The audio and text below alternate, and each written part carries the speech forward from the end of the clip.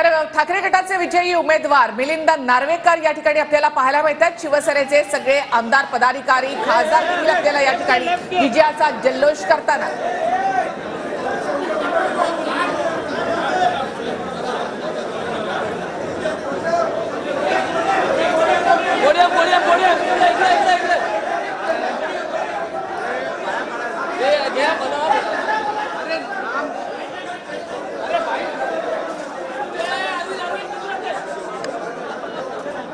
मिलिंद नार्वेकर यांच्यासोबत राजन साळवी आहेत, अरविंद सावंत आहेत, त्याचबरोबर वरुण सरदेसाई सुद्धा आहेत। शिवसेना उद्धव ठाकरे गटाचे नेते आता त्यांच्या सोबत आहेत आणि या विजयाचं सेलिब्रेशन, या विजयाचा आनंद प्रत्येकाच्या चेहऱ्यावर दिसतोय।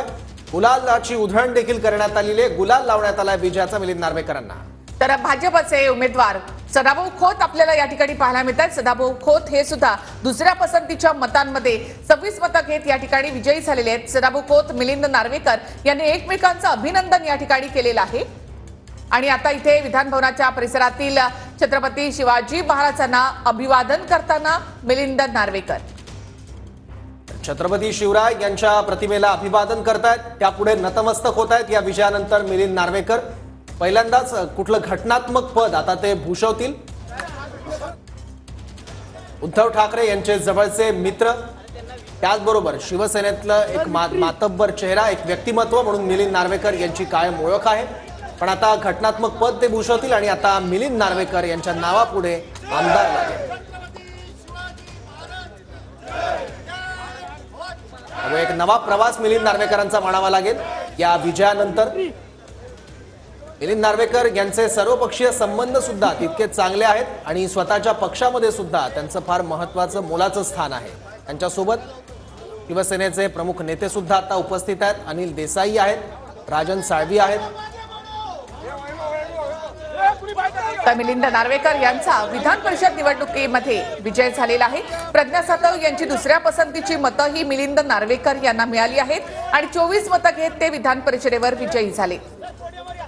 तर इथे दृश्य आपण पाहतो विधान भवनामधली, इथे छत्रपती शिवाजी महाराजांच्या पुतळ्याला इथे अभिवादन करून मिलिंद नार्वेकर या ठिकाणी विजयाचा जल्लोष करताना मिलिंद नार्वेकर, सदाभाऊ खोत आणि मिलिंद नार्वेकर यांची वाटेत भेट झाली। दोघांनी एकमेकांचं अभिनंदन या ठिकाणी केलेलं आहे।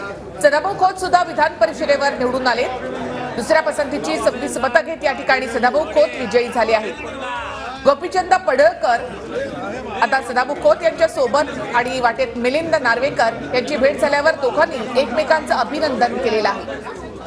निवडणुकीच्या निकालानंतर खेळीमेळीचं वातावरण बघायला मिळतंय। विधान परिषद निवडणुकीमध्ये महायुतीचे 9 उमेदवार आणि महाविकास आघाडीचे 2 उमेदवार विजयी झाले आहेत।